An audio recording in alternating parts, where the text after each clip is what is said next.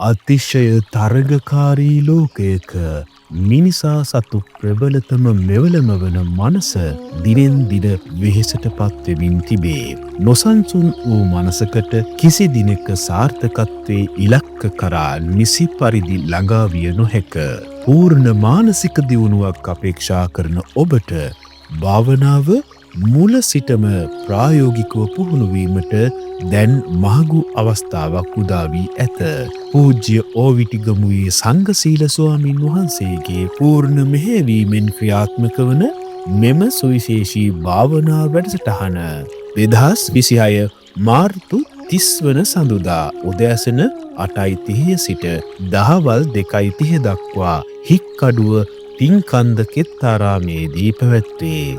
විසිරුණු සිත එකඟ කරගනිමින් ඔබේ ආධ්‍යාත්මික හා භෞතික සාර්ථකත්වයට මඟ පාදා ගන්න. මෙම වටිනා අවස්ථාවට ඔබත් සම්බන්ධ වන්න.